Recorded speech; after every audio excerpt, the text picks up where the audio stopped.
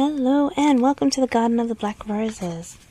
This is the next chapter in The Adventures of the Iron Wolves, Book 2, Alpha. Chapter 3, Dark Dwarven Runes. The next day, Anima aroused Rainspinner early from her slumber. Need you to take me to the Iron Wolves' headquarters today. You not too tired? Rainspinner shook her head and whined at Anima. She pet her nose and smiled sweetly. Please, a gentle ride today. I'm not in a hurry. Just there this morning and back before midday today. Rainspinner tilted her head to one side, as if thinking over Anima's request.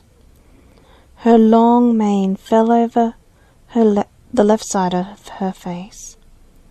Her liquid brown eyes watched Anima carefully. Rainspinner rose to her feet and nudged Anima with her nose. Anima smiled and gave Rainspinner a hug. Thanks, girl, she purred softly in Rainspinner's ear. I know I owe you a long rest, but things haven't been going as I expected. She mounted and settled onto a light blanket. She always rode bareback if she was going short distances. Anima knew the saddle was heavy and very itchy on Rainspinner. Let's go!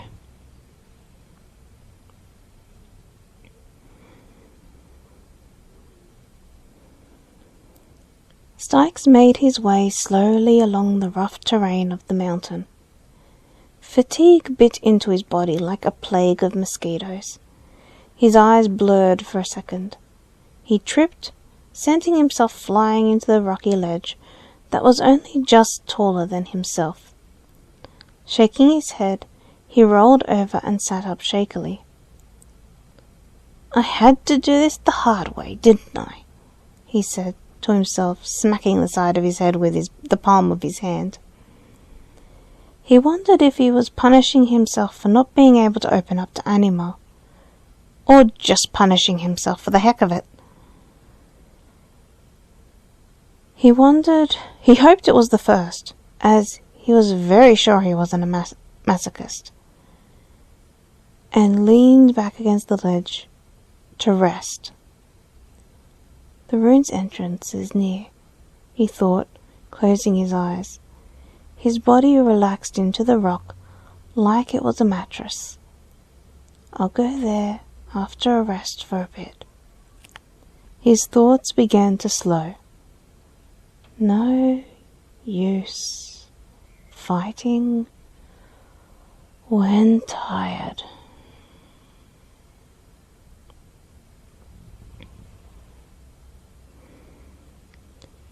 Anima sat in Rello's office with a smile. She looked through the books and noticed that from the records of weapon repairs that Styx ordered for his personal ones, a set of daggers he owned rarely ever needed repairs. When she pointed this out to Rello, she shrugged and gave a sigh. Yeah, I thought as much. Styx isn't telling the complete truth. She took a look at the other books and records before asking Rello something that popped into her head. Why does Styx have 2 slits in the back of his jacket? Unless he has wings, which I fail to see how an elf can also fly, the slits serve no purpose except for being ventilation on a hot day. She caught Rello swallowing hard. Rello's nervousness could be physically felt by Anima. She had never seen her so determined to uncover a secret before. She saw Anima's expression and swallowed hard again. Anima slammed her fist into the table and growled, Spill it. You know why. I can see it.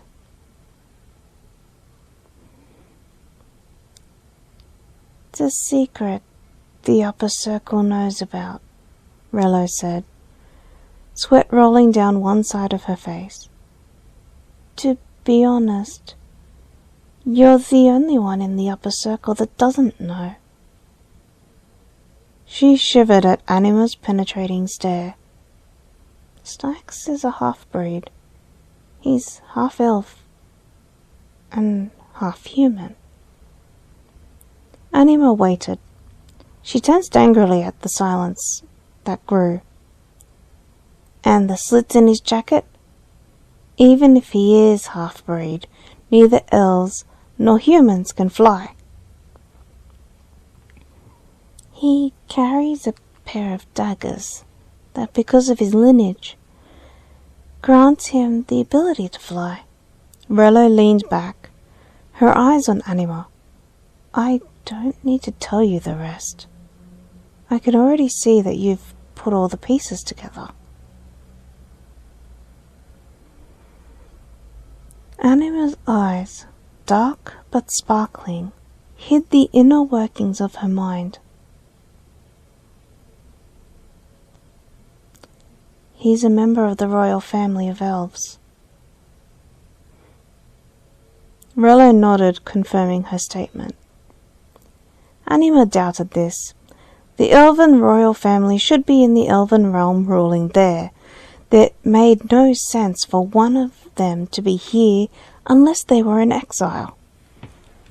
In which case, they were technically no longer part of the royal family.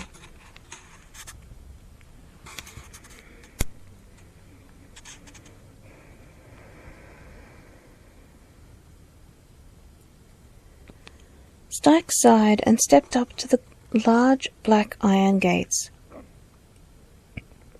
His white jacket, now marred with many greys and red streaks,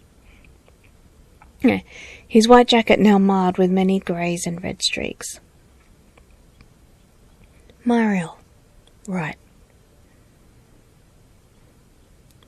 Portraying arrogance, he sauntered up to the two dark dwarves, who guard the gates with sharp, heavy spears. Well, what do we have here? One snickered, with an elbow jab to his buddy. A human has come to our territory. I'm not a human, Styx said, with a smile, which made the dwarves laugh much harder. If it walks like a human, talks like a human, dresses like a human, and, he sniffed the air before recoiling, smells like a human, then it's a human.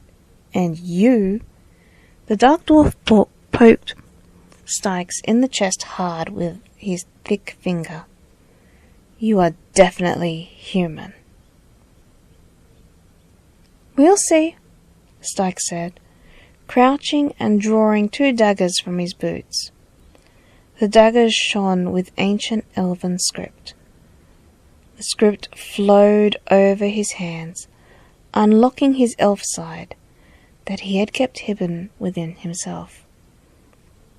His ears grew to points, the back of his jacket bulged, wings burst through the two unusual slits. Before the dark dwarves knew what was happening, Styx flew at them with incredible speed, disarming and disabling them in a matter of seconds. They watched as he landed delicately on the ground before the great white wings winked out of existence. Styx leaned in close to them with his best smile and whispered, You were half right. I'm part elf, and with my enchanted blades, I can fly. He patted their heads and laughed before disappearing into the gates, not knowing he had a shadow on his tail. Rue peeked out over the rock, his own ash-coloured wings pulled in close to his body. He stared in disbelief at what he had just witnessed. Styx is part elf? The pair of daggers he carries gives him the ability to fly? Daggers that are spelled to be only used by elves and elfborn. No wonder he's so powerful. He slipped away from the gates to make his way back to Lunarias with the information he now held.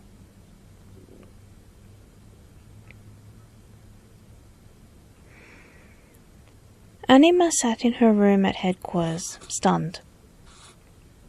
A half-breed. I fell in love with a half-breed. She had spent the whole afternoon, the day before, hearing about Styx's unusual background and the extent of his powers from a very frightened Rello. She dragged her brush through her hair again with the intent of removing the tangles that weren't there. Half-breed or not, he's strong. Her thoughts were rudely interrupted with a furious knocking at her door. Anima looked up and waited. Anima? Rue's trembling voice floated through the closed door. Anima could tell from his voice that he was too scared to remember to use formality. Anima, there's something I need to tell you. Please, open up. Anima opened the door furiously and pulled him inside. "Where did you go?" she scolded. "You disappear, and I get a note saying that you are unable to do guard duty because you have business to attend to?" "I followed Styx to the Kulatish Mountains," he said quietly, making Anima pause in her tirade. "He's a half-breed, part elf, part human. He took down the 2 guards in front of ruins with very little effort." Anima sat down on her bed, nodding.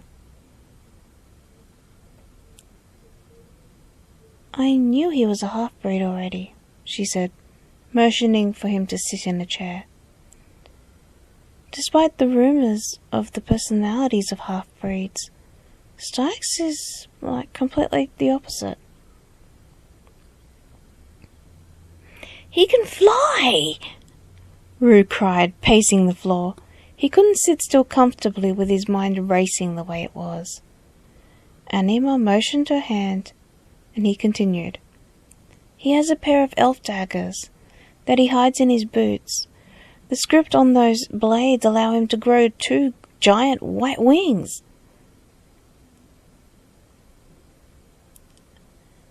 Anima nodded, listening carefully, her eyes closed. So that's why he keeps the slits in the back of his jacket. "So pretty much like you and the rest of the Griffin guards." She opened one eye as he recoiled. "I know you all get to places really fast. Styx hasn't been gone for more than 2 days, and you have already made your way to the Kulatish Mountains and back, which is normally a 12-day journey for me one way." She opened one eye and stood to grab a hold of one of his gauntlets. "These allow you to hide your half-breed status. I noticed all the Griffin Guard members have them." He leaned back fearfully as she continued. "I also noticed a bunch of ash-colored feathers in a basket outside the Griffin Guard's barracks. They're too large for any normal bird. So that leaves me with the only conclusion left. You all have wings." Rue let out a very scared sigh. "I should have known that you'd find out faster than your father." He knelt. Ash-colored wings spread out as they lengthened and grew. "I'm Rue, of the Angelic Guild in Siconia." Originally I was sent to spy on the Iron Wolves, but Styx saw what I was and I had to settle as a guard for your father. I'm part angel, part human. Anima's fingers tapped against his gauntlet. You realize I'll have to send you back to the Angelic Guild. Not just because you're betraying my father and me by relaying information to that guild, but you are also a threat to the Iron Wolves. She thought for a second. Styx let him stay even though he knew about Rue and his race.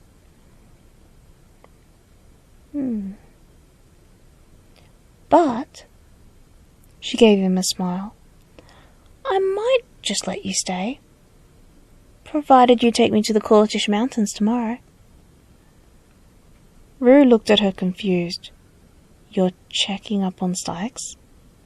He stood, letting his wings fade away once more. No, she replied, her eyes feeling heavy. She looked out the window to the night sky. My owl statuette in my bedroom is dying out. The dark dwarves are the only ones that sell statuettes that glow like that. Rue rolled his eyes. Anima's fondness for owls was bordering on obsession.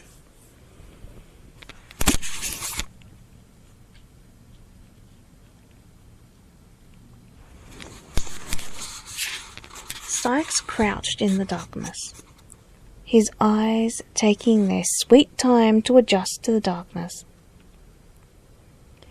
He wasn't sure how long he had been in the tunnel, but it felt like it had been an eternity. I hate using that power. I've used it more times this past year than I have hairs on my head. He shook his head clear and made his way carefully down the hall towards the small light. But to be fair, it's very useful power. He crept carefully, pausing whenever a dark dwarf rushed past him. Have they found the two already? He progressed down and peeked into the room at the end of the hall. Small lights from various statuettes on the table illuminated the room. Humans and dwarves milled around looking at them. A shop. He looked across to another hall that had bars across the doorway. Would you be down there? He looked around to see if he could get there without being seen. Dark dwarves aren't dumb. They'll know to look out for a half-breed once they find those guards. I better find Mariel and get out of here before they start to tighten security. About to slip into the room, he heard the voice of a dark dwarf and two other familiar voices. Is it that time of year again, my lady? It's so good to see you come back every year. A dark dwarf said, coming into view. We have a new owl statuette for you. It better look different than the last one, a female voice said.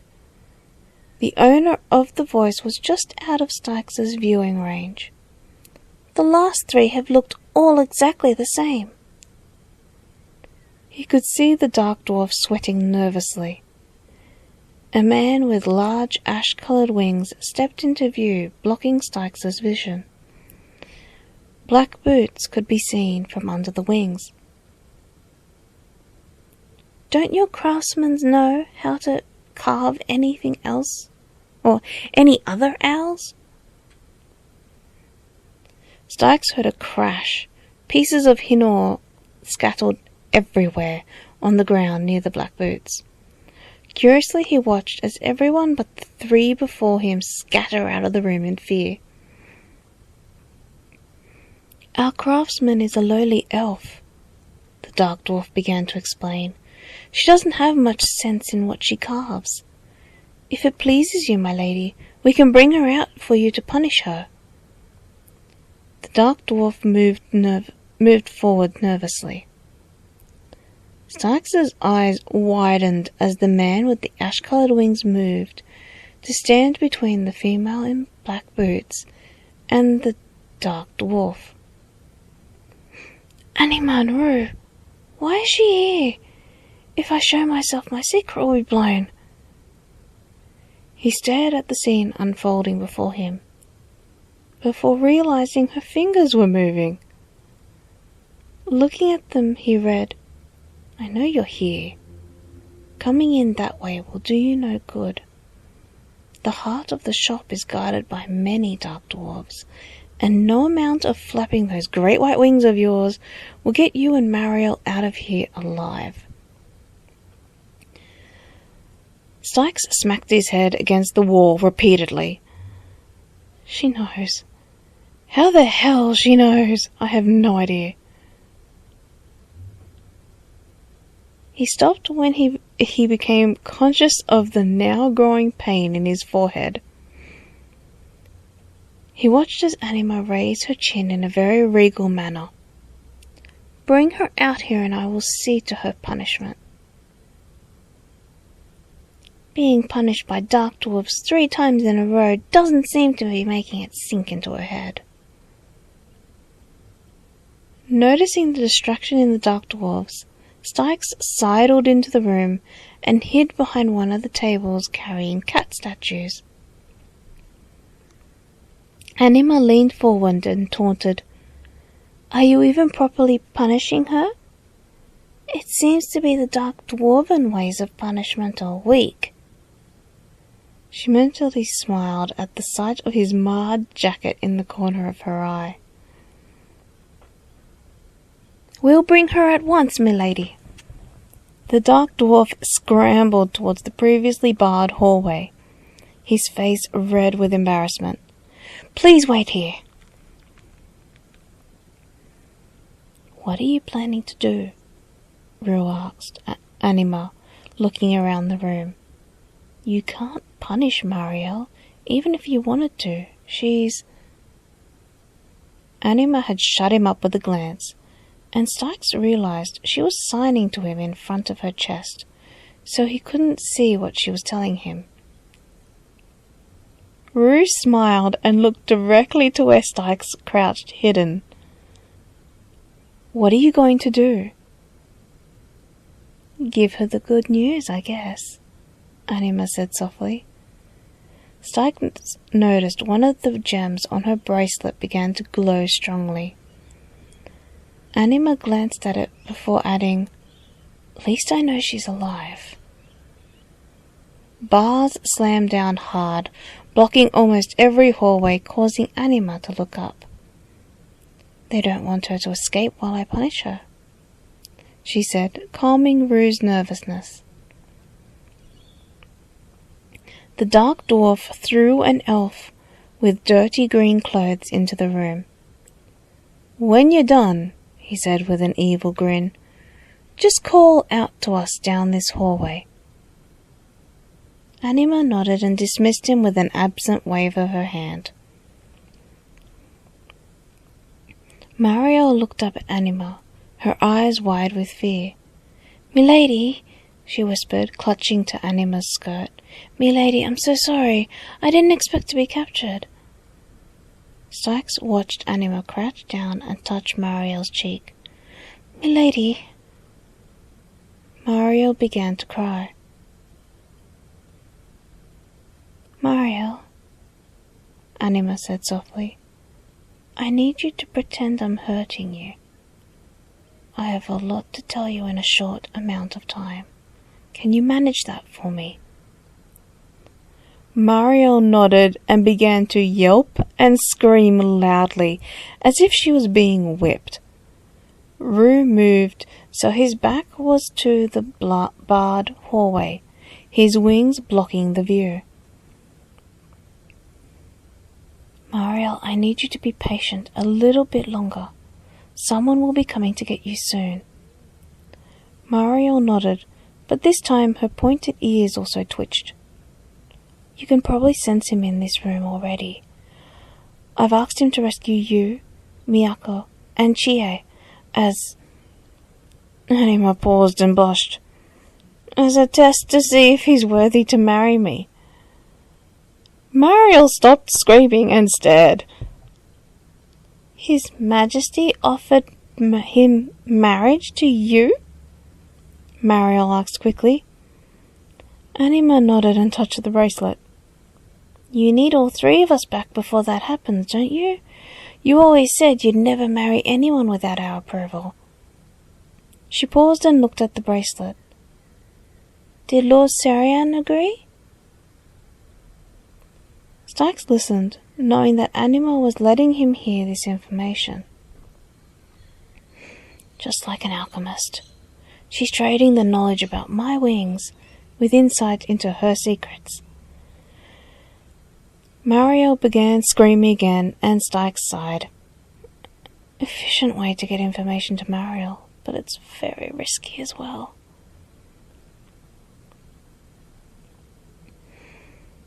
"I'll have to send you back to them before that," she said, ignoring Mariel's last question. She drew a small vial from her pouch and uncorked it. Mariel took the vial and drank its contents in one gulp. Stykes watched as long red wheals, cuts, bruises, and other signs of punishment appeared over Mariel's skin. He could tell they were painless illusions created by Anima's potion. "I don't want them to be suspicious. You know what to do." Mariel laid whimpering on the ground, curled in a fetal position. Rue banged on the bars, calling out to the dark dwarves. Stykes watched as the bars rose, and the dwarves came out to drag an apparently severely punished Mariel back into her room. The dark dwarf who spoke first to them stood wringing his hands again. "I'm sure she learnt her lesson now," he said, hoping not to go through the same punishment as Mariel had.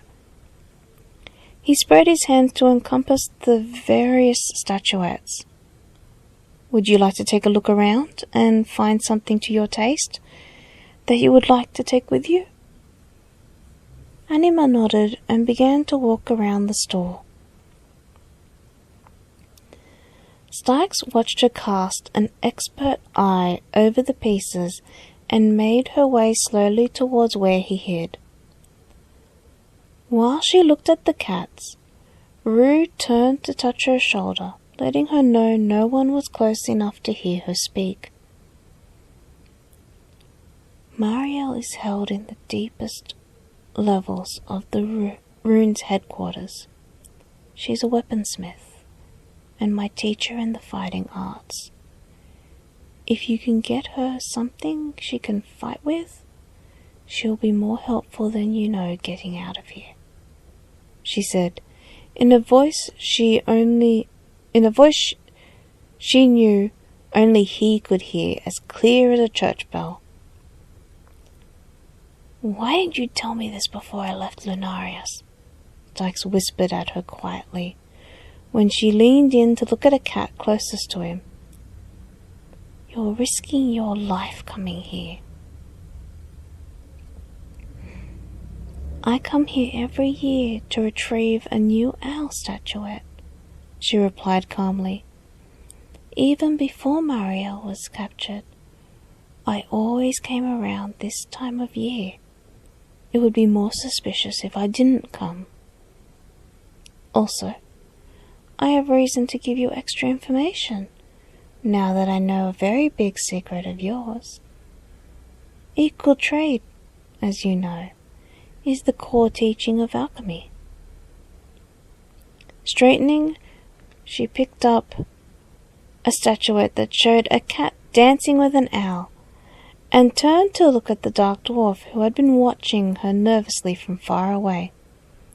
"This one," she said with a smile that made the dwarf relax. "I like." The dwarf wrapped it up carefully and bid her farewell, so enthusiastically that Styx wondered what Anima had done to inspire so much fear here. The store began to slowly fill with buyers again as he made his way along the wall to the hallway they had taken Mariel down. The bars that had originally been in front of this hallway were yet to be pulled down. I guess they thought she was too injured from Anima to move or escape. Looking around quickly, he ducked into the hallway and moved halfway down its length before stopping to listen. Hearing no sound, he summoned his wings through his daggers in his boots and flew down the hallway. His wingtips only just brushed against the walls. He felt the rush of adrenaline through his body and flapped his wings harder to gain more speed. Approaching what looked like a deep pit, Styx leapt off the end and pulled his wings in close to his body as he plummeted downwards, head first. Hallways, lights, and many dark dwarves passed quickly in his vision. So this is the rune's headquarters. It looks like a giant conch shell with rooms and hallways jutting outwards. This will make things easier. Sensing the ground coming up close, he stretched his wings and slowed his descent, landing gently onto the ground in a crouching position. His wings winked out and he flattened against a shadowed part of the wall. Where to now? He stayed hidden, listening to sounds around him. Mariel. Something tugged in his mind towards a hallway across from him. That'll make as good a start as any. He sprinted across the room and down the hallway, stopping briefly every few meters to listen carefully for any noise. His mind tugged again, a bit stronger this time, and he stepped into a very classic dungeon. A human, said a gruff voice behind him. Styx whirled around, drawing his broadsword from its sheath on his back, and held it at the ready. You want to fight, little human? I'm happy to oblige. Lifting the large axe, he dove at Styx, swinging it menacingly through the air. Styx jumped back from each swing, his sword level and steady each time. What's wrong, little human?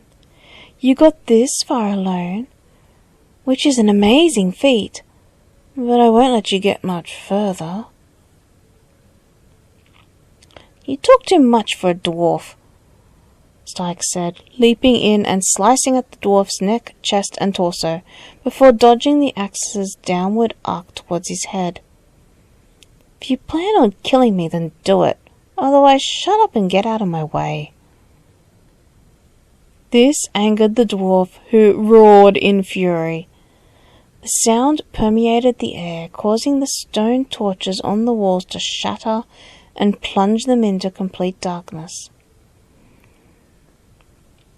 Styx heaved a huge sigh and sheathed his sword. Crouching down, he took hold of the twin daggers in his boots. Connecting to his elven blood, his ears grew to points, enhancing sound around him.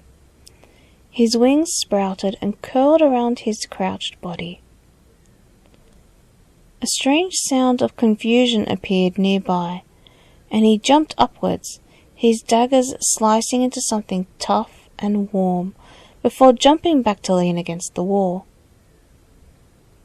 You don't smell human anymore, the dwarf said with a strained voice.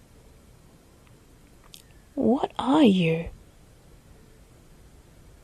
The god of death, Styx said with a snarl, and leapt at the dwarf, stabbing his daggers hard into his neck and chest, forcing the daggers toward each other in the dwarf's skin. Pulling away, he heard the dwarf fall with a thump on the ground. Something tugged at his mind so strongly he felt it in his body as well. "I can't see," he whispered in the darkness. "Guide me." The tugging continued, giving Stykes a mental image of which direction to take. He tucked his daggers away and began to feel along the walls, until he came to a small door with a light glowing inside. "Mariel?" he asked quietly. After hearing her answer him, he took a few steps back and rammed the door with his shoulder hard, forcing it open. Mariel sat looking up at him, a small ring of glowing stone around her wrist. "You all right, Mariel?" She nodded with a smile and stood to place a hand on his chest, her elven blood reading his blood, understanding his intentions. "You're Stykes." Her eyes wide and fearful before dropping to one knee. Stykes pulled her up again and looked into her eyes. "I'm—" "Whatever you sense I was, don't treat me like it," Stykes said quickly. Mariel met his eyes and gulped, nodding. "I need to get you back." "That won't be happening." Stykes turned to see 4 dwarves blocking the door. Stykes crouched again to take a hold of his twin daggers. When he turned, Mariel caught sight of a dagger glinting in the light pressed against his back and tucked into his belt. She reached out and took it from him shakily before his wings sprouted once more. You'll both meet your deaths here."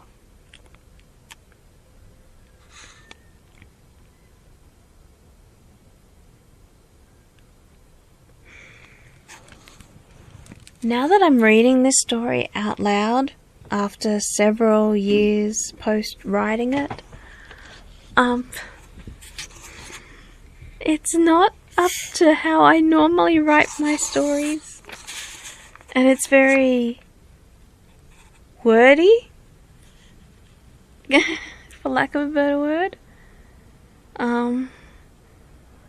Yeah, I might one day go back to it and rewrite it. Who knows? But yeah, make sure to like, comment and subscribe. Let me know what you think. Let me know which stories you want me to continue.